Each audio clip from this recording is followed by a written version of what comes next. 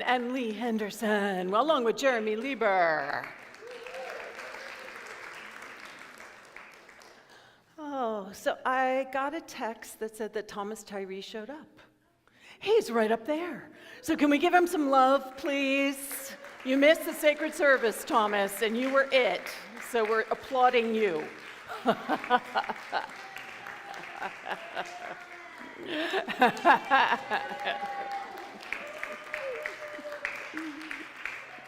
Yes.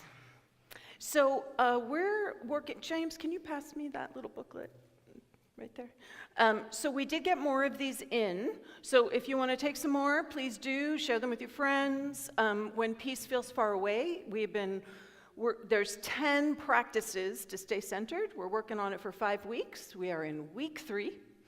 And because this booklet has been so popular, and it's manageable, right? It's sort of manageable.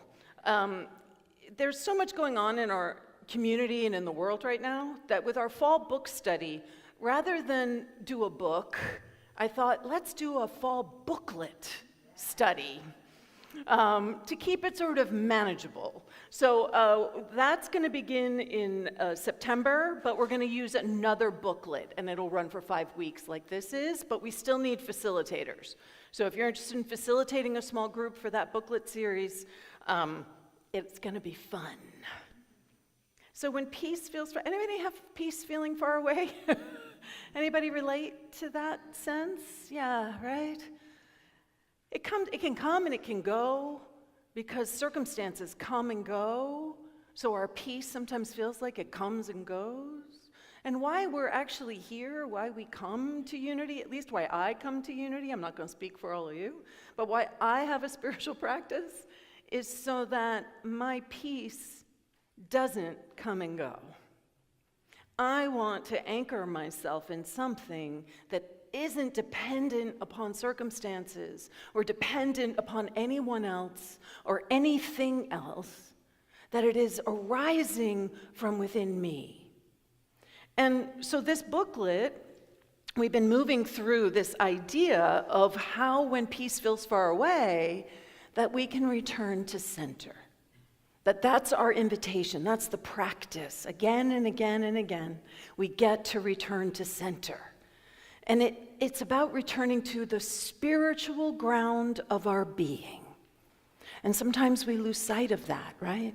We get so caught up in our human identity that we forget that we are so much more than that. And so that spiritual grounding, that's a constant. Everyone just breathe into that for a moment. That's a constant. It doesn't change, it doesn't shift, it doesn't go anywhere. It is always available. It is always accessible. Whew, doesn't that feel good? To know that it's really about my opening to something. I don't have to create something. I just need to access the thing that is always available to me. And so this is week 3. So week 1, we looked at bewaring the spiritual bypass. Because when we're talking about peace, we're not talking about pretending. We're not talking about ignoring our emotions or when things are hard. We're not talking about that at all. And so we don't want to just skip over the pain and go right to the spiritual idea. Right? It's like Paul Hasselbeck, who many of you knew and knew. He's left us on this planet right now, but I know he's watching right now and he's laughing at me. That it's like laying icing on a moldy cake. You don't just slap the spiritual principle on top of something. The spiritual principle that we actually believe is the thing that is the cake. Yeah? So I love this description of it. It's seeking instant transcendence to avoid the human experience. Anybody in here ever done that? Everybody's hand should go up, okay? Because we all do it, right? It makes us uncomfortable, right? Pain, emotions, they make us uncomfortable. So we want to find a way around them. And everything about true peace is about going through it. through it to the very center of what lies beneath the emotions. Emotions are changeable and mutable. The peace that you are is a constant. And the other thing we talked about is just noticing your words, noticing the kind of language you use, because our words have formative power. They're not all creative, right? Just because you say something doesn't mean that you have created it in your life.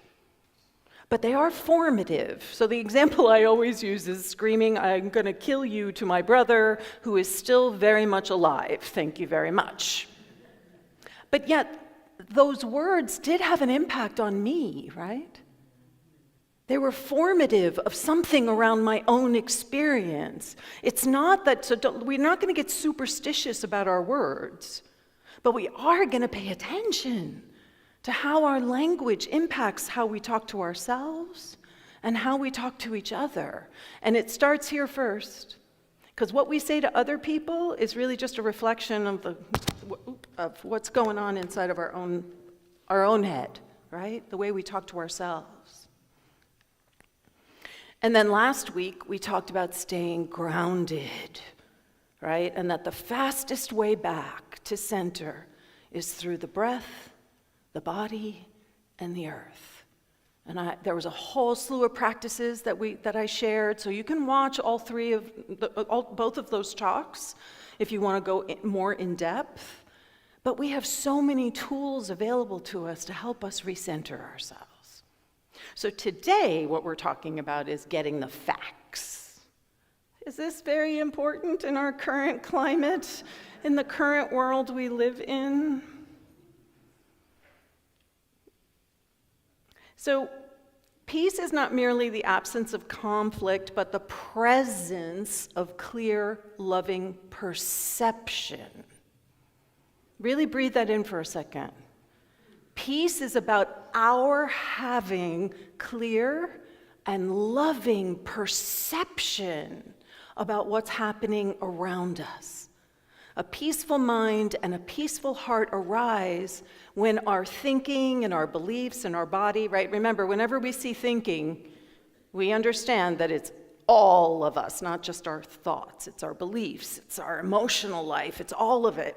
When we can align that with truth, compassion, and spiritual understanding, we're unstoppable. Right? We are absolutely unstoppable. Peace becomes the bedrock that we stand upon. And the biggest challenge to this is opinion versus fact. Most of us walk around thinking that our opinion is a fact, but it's not.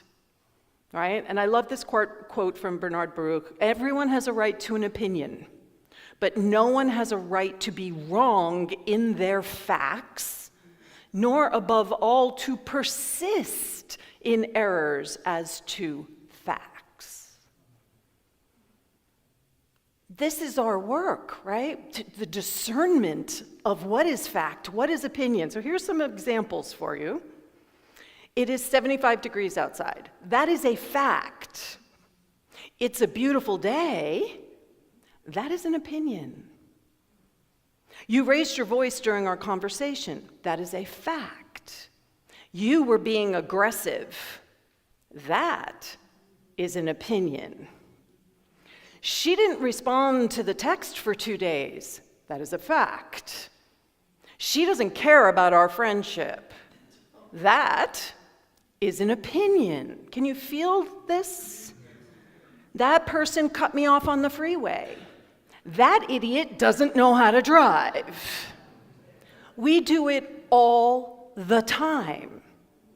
And when we do it, we double down on it. No, what do you mean? That's not my opinion. It's a fact. Blah, blah, blah, right? We just are so committed to the idea that our perception of something is a fact.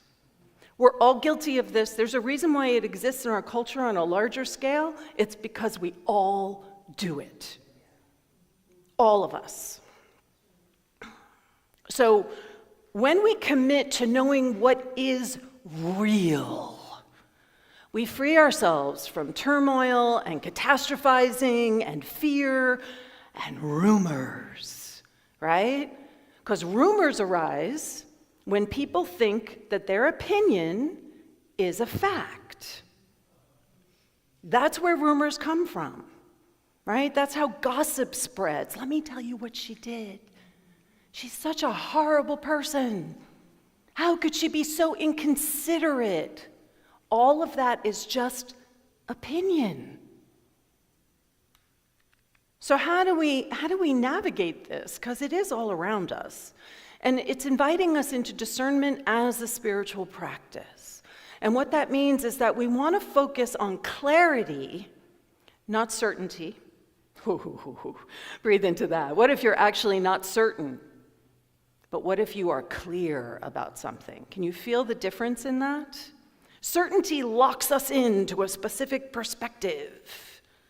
Clarity allows us to continue to assess and take information in and discern, right? It's a process that we're being invited into, not an end result. Curiosity and not reaction. This is the biggest one, right? Something happens and you get reactive. It triggers something in us, something that hurts, a wound, something. And so the invitation there is to focus on our own healing, first and foremost, but to also be curious. Hey, I sent you a text a couple of days ago. Is everything okay? Not, why are you ignoring me? The why are you ignoring me is the reaction.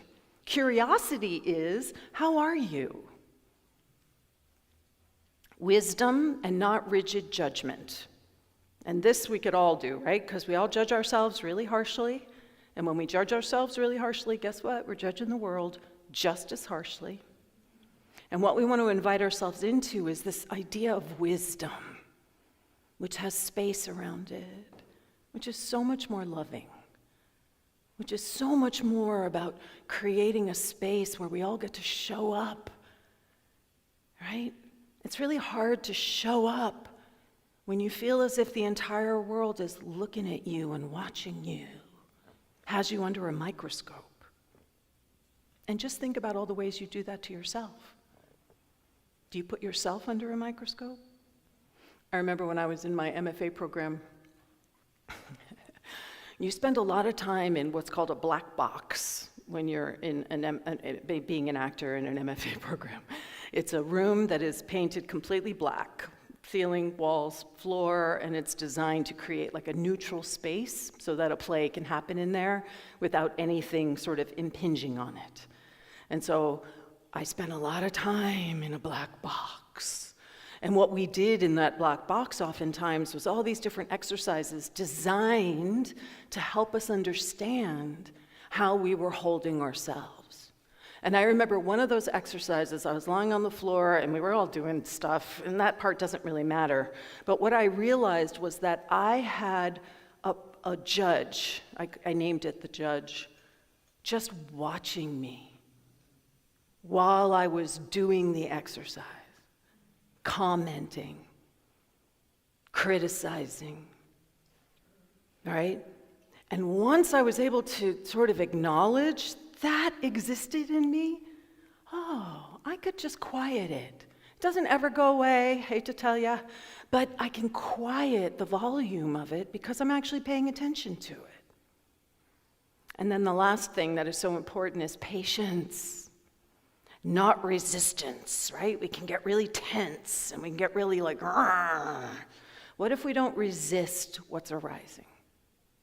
What if we're willing to be patient, be curious, listen, look, what's happening, really what's happening? Not the story that I'm spinning. We are meaning-making machines. We love to create meaning out of things. And what we do when we're meaning-making is we take facts and we turn them into opinion. So, you want to try and be curious. Ask clear questions. Listen more than you speak. Everyone take a breath on that one. Consult reliable sources. How many times have you might have had a question about what's happening either here at Unity in Marin or somewhere in your community, and instead of going to the people that might actually have the information you need, you go to your friends and you start doing that thing that we all like to do because we don't like to feel alone in our opinion. We want other people to join in on our opinion because then we feel even more righteous, right? Discern fact from opinion. If you do nothing else this week, I just want you to watch that. Watch how you speak your opinion as if it's a fact. And watch your own resistance to acknowledging that that's actually opinion. And you really want to resist this urge to pigeonhole and to vilify or to run away. How many people in here just like, oh, I'm out of here. Right? This is what being curious allows us to do, right? It allows us to get past the reactivity. It allows us to get to the real place. I mean, that song that Sharon sang was so beautiful. The face of God is all I see. Everywhere. What if we walked around like that? But we have to be curious to get past our own prejudice, our own judgment, our own small ideas about who we think people are. How many times have you said, oh, I know what she's doing? You don't know what she's doing. You really don't. You don't know what other people are going through. There's this really cool, it's an old PSA that was on TV, and it showed somebody sort of moving through their life, and the person was being like a real jerk. And then he gets to everybody around him, and then he gets these glasses. And he puts on the glasses, and he's able to see, like with captions underneath, just broke up with her boyfriend, or like everything that people are in the midst of, to give context that you don't have. So the glasses I'm inviting all of us to put on are the glasses of the divine, right? The questions you want to ask yourself is, what is true here? How can I respond in love? That's what we want to come back to again and again and again. Not how can I protect myself? Not how can I tell them what they did wrong so they know how much they hurt me? How can I respond in love? Because curiosity gives us a space to let go of that righteousness, right? All those assumptions we have about people. We can come into what spiritually we call beginner's mind. What if you're meeting people anew again and again and again? Because guess what? None of us are standing still. You may have known somebody for 35 years, but guess what? They are not the same today as they were yesterday. Are you allowing space for the growth, for the evolution, for the newness? Are you making space for that within yourself and within all of your relationships? Because when we do that, we're actually creating a space where we are seeing differently. We're putting on those glasses that allow us to actually acknowledge that we are not certain about anything. But we are clear that this person is divine. I am divine. There is a place of connection. I can be clear about that. And so one of the ways that can help us in this is to set goals, right? And because when we're getting worried and we're thrown off our center and we're in reactivity, what arises within us is anxious thoughts. Anybody identify with that? More worry, more anxiety, more, right? We just start spinning out. And so one of the things that can help us center again is to set small goals. But we're not setting goals that are about achieving something. You can do those, but that's not what I'm talking about here, right? I'm not talking about a to-do list. Everybody in here have their to-do list? I'm not talking about that. I'm talking about discerning what no longer needs energy and what does. What in your life, goal-wise, what do you want to do? Where do you want to put your energy? Do you want to put your energy in snarling and being cranky and moody around that person and filling your journal with pages and pages about how that person is such a jerk and how they wronged you?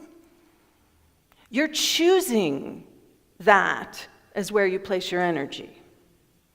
And when you choose that as to where you're placing your energy, remember, it all has power, and who's being impacted by that? You are. The person who cut you off on the freeway is just blithely going along on their day. You are the one who's feeling the impact of all of that that's arising within you. So you don't want to focus on the goals that are going to get something done. What if you focused on the discernment of what is mine to do, and how am I really called to do that? We place a lot of attention on what we don't want. What if we flipped it? And instead of placing attention on what we don't want, because the expression worry is a form of prayer, what if we actually place our attention on what we do want? And that's where we put our energy, and that's where we put our activity. That's what I'm inviting all of us into. And can you feel how then the choices we're making are arising from a place of peace rather than from a place of woundedness? And really, the ultimate goal, the whole point of everything we do, is to remember that you're divine. That's the ultimate goal. Where do you want to put your energy? To remember that I'm divine. Where do I want to put my energy? Recognizing that even in difficulty, peace and presence remain available to those with ears to hear and eyes to see. But you are the one who's in charge of what your ears are hearing. You are the one in charge of what your eyes are seeing. The ultimate goal where you want to put your energy is to understand that nothing and no one exists apart from the infinite. Even the people who annoy you the most, even the situations that are so hard. Are there hard things in the world right now? So we don't want to ignore them, but we want to understand that there's always more for us to understand. Don't give in to your assumptions. Don't think you know for certain what's happening. Be curious. Ask questions. Bridge whatever the seeming divide is, whatever that sense of separation is. We are the ones that have to bridge